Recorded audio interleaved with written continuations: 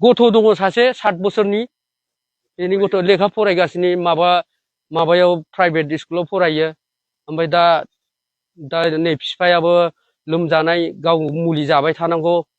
बिराद आखु सुखु जानानै दं दा ओंखायनो बिहामजोखौ जेरैबाबो नांफिनगौ आरो आंनो गावनि फिसायखौ थखायनानै बिहावनिफ्राय रां लानानै खारखोमादों खासे बिहामजोआ उन्दै खुदिया सासे गथ' दंखायो थ' जियानो जा लोगोफोर खुलुमबाय नोंथांमोनखौ आंनि मोनसे गोदान भिडिअ नोंथांमोना जेन जानो हागौ एसेब्लाबो मोनथिखाबाय सोरनिबा सुलुं बिजोंनि गेजेरजों नङाबा निउस रादाबफोरनि गेजेरजों नङाबा सोरनिबा चेनेलनि दारै नोंथांमोना नुखाबायबो जानो हागौ देन नुवाखैब्ला नोंथांमोना आंनि भिडिअनि गेजेरजों जोबजासिम नायलां एसेब्लाबो मोनथिगोन जाथाया बोरैहाय जादों आरो नोंथांमोना नुखाबाय जानो हागौ बै इन्ट्र होनाय ससे भिडिअखौ नायनानै नङा होमब्ला लोगोसे टाइटेलजों लोगोसे आरो थाम्बनेलखौ नुनानै नङा होमब्ला दायो मानि थाखाय मा टपिकखौ लानानै आं नोंथांमोननि सेरावहाय नैबे मोनसे कन्टेन्टखौहाय बानायदों आरो ना लोगोफोर थ' जियानो जा लोगोफोर बिथांनिनो आंगो बिहावाहाय फिसायनि बिफा बिहावाहाय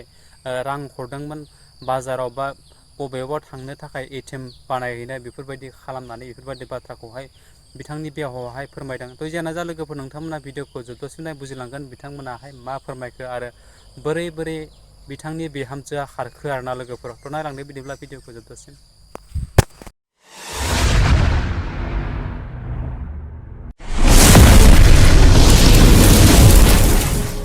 गथ' दङ सासे 7 बोसोरनि बेनि गथ' लेखा फरायगासिनो माबायाव प्राइभेट स्कुलाव फरायो ओमफ्राय दा नै बिफायाबो लोमजानाय गाव मुलि जाबाय थानांगौ बिराद आखु सुखु जानानै दं दा ओंखायनो बिहामजोखौ जेरैबाबो नांफिनगौ आरो आंनो जोंनि न'खराव ओरैबायदि जादों आङो दा थालिरबारि गामिनि खुंग्रिं थालिरबारि गामिनि आंनि न'खराव ओरैबायदि जादों आंनि बिहामजोआ दाख्लै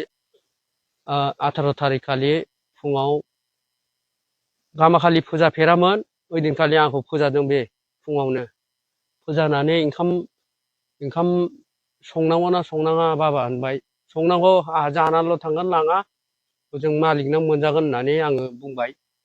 बेनिफ्राय संनानै होबाय खावना होबाय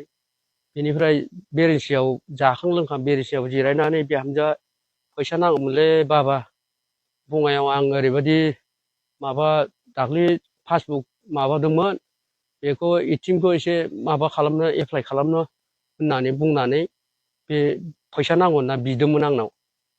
बेनिफ्राय आं होनबाय फैसा आंनाव गैथ'वा एकाउन्टनि फैसाबो गवाखै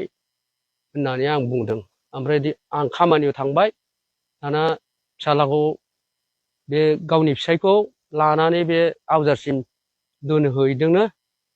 आं माबा लायनो होननानै बे एप्लाइ खालामहैनो होननानै थांदों जाहैदों ओमफ्राय थांनानै दा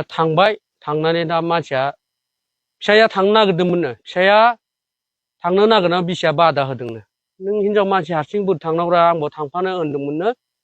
ओमफ्राय बेखौ बिसिया बादा होबायनो फैसा गैया बारा बुरजा होननानै फिसायखौ बादा होनानै गाव हारसिं थांबाय थांनानै दाना फन हरबाय जोङो 1थासोआव फन हरदोंमोन ओमफ्राय खनसेल' रायज्लायबाय बे खनसे रायज्लायनायाव दाना आरो दसेनो फनखौ अफ खालामबाय अफ खालामनानै बेनिफ्राय उनाव आरो बुफिनबा रिङो हमा दाना खनथामनि उनाव सुइस अफ लाबाय फनखौ सुइस अफ लाबाय बेनिफ्राय आं न'आव सफैबाय खामानिनिफ्रायनो हरदों आं फनखौ सुइस अफ लाबाय सुइस अफ लानायानो लानाय न'आव फैबा सोंबाय आङो बिहामजोआ